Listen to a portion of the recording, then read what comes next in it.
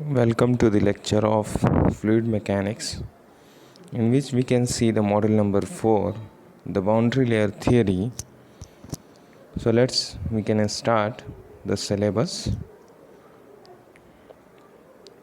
What is the syllabus in this content is development of boundary layer over a flat surface, how the development occur.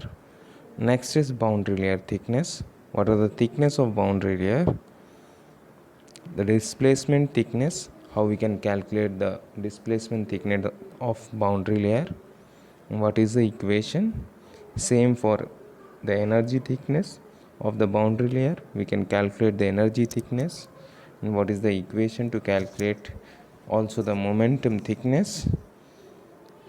What is the equation? Next is boundary layer separation and its control. Okay. Another one is introduction of flow around submerged bodies. And next is drag and lift. The drag and lift force occurs, how we can calculate the drag and lift force. Last one is terminal velocity of body. So how we can calculate the terminal velocity? These all are the content of syllabus of this module. So we can see all these content in different lectures. So let us start. Our first lecture is introduction. So as you can see in the figure, there is a car moving on a road, and the air outside the car gets compressed due to its movement as in the layer format, and it's create a boundary layer separation. As you can see in the figure number 6.1, visualization of the flow around the car. It is visible the thin layer along the boundary along the body caused by viscosity of the fluid due to the viscosity of the fluid. The flow outside the narrow region near the solid boundary can be considered as ideal in viscous. That means the fluid which is contact with the body of the solid boundary exhibits no viscous. That means there is a velocity is tends to 0. Now this concept was developed by L. Prandtl in 1904. He is a German engineer. According to L. Prandtl theory, when a real fluid flow past a stationary solid body, a layer of fluid which comes in contact with the boundary surface adheres to it and condition of no slip occurs. That means my body is moving in a submerged fluid, but while the body is in a stationary, that means body is not in motion, the body there is a no slip occur. That means at that place the velocity will be 0. Next is, thus the layer of fluid which cannot slip away from the boundary surface undergoes retardation. Okay, the retardation increases rapidly from 0 at the boundary surface. That means at the boundary surface there is a 0 and approaches the velocity of main stream when we move away from the boundary of the solid body. The layer adjacent to the boundary is known as boundary layer. Boundary layer is formed whenever there is a relative motion between boundary and the fluid. In this case, only the boundary layer is formed. According to the boundary layer theory, the flow will be divided into two regions. One is a thin layer adjoining the solid boundary called boundary layer, where the viscous effect and rotation cannot be neglected. That means at the place of solid boundary, we can consider what is the viscous effect and what is the rotation effect of the fluid on the boundary. Another is a region outside the boundary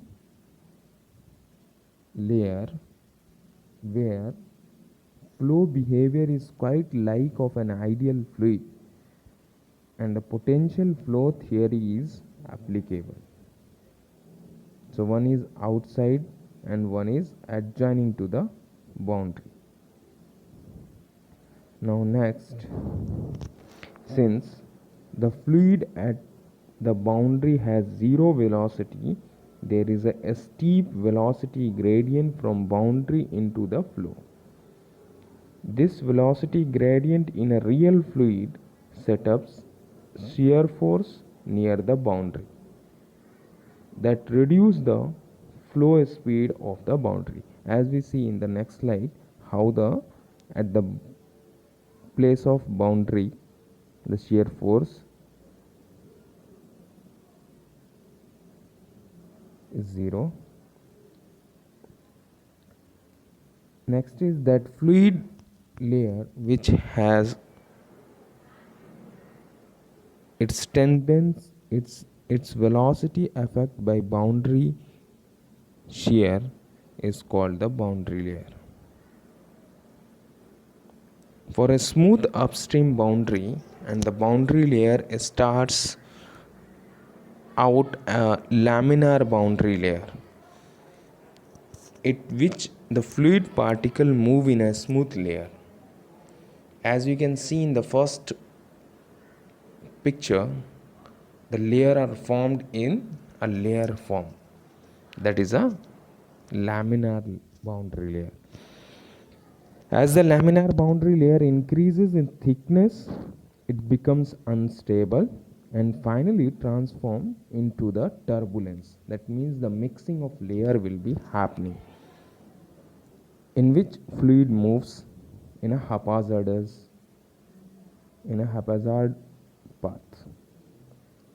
When the boundary layer has become turbulent, there is still a very thin layer next to the boundary layer that has laminar motion and it's called laminar sublayer. That means laminar sublayer is existence in the turbulence zone, not in a laminar zone. So as you can see in this figure, there is a zones are divided. See, this is a thin flat plate over the boundary layer has been generated. As you can see in the initial phases, there is a laminar boundary layer, and when we move to the forward, then it gets slightly mixed up to the layer, and that is known as transition region.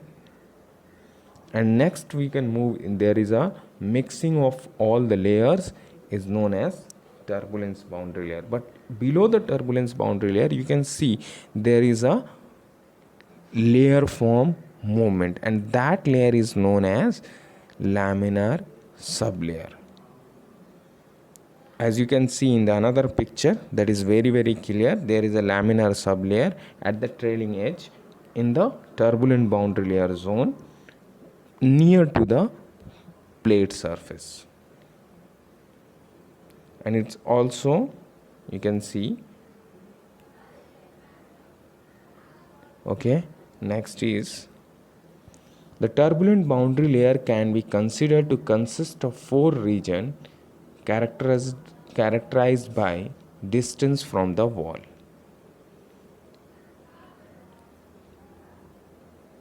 the very thin layer next to the wall where viscous effects are dominated in this viscous sublayer. That means viscous effects are dominated is known as viscous sublayer. The velocity profile in this layer is very nearly linear and flow is nearly parallel. Next is next to the viscous sublayer, the buffer layer in which turbulent effects are made becoming significant, but the flow is still dominated by viscous effect, and that portion is known as buffer layer. Another third one is above the buffer layer, the overlap layer in which the turbulent effect much more significant but still not dominant. And the last layer is known as above this the turbulent or outer layer in which turbulent effect dominates over the viscous effect. As you can see in the previous figure, these all four regions are here. You can see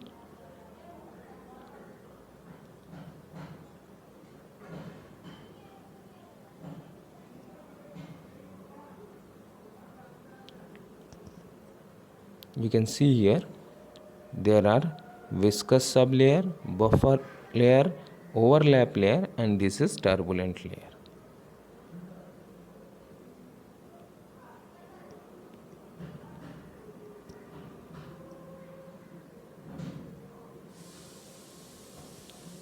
So next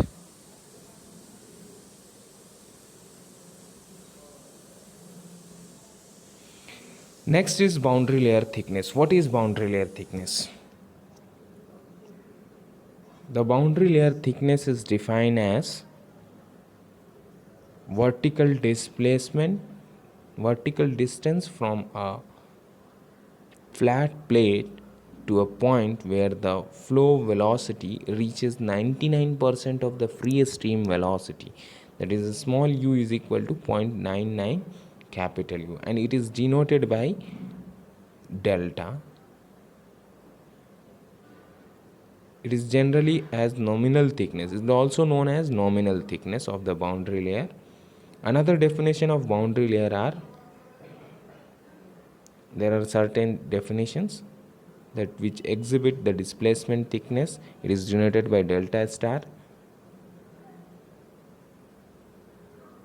Momentum thickness, that is known by theta. Energy thickness, that delta double star. These all are the three parts of the boundary layer thickness, in which we can calculate the displacement thickness, momentum thickness, energy thickness, and all. One by one we can see in the next lecture what are the energy thickness and all. Thank you for watching.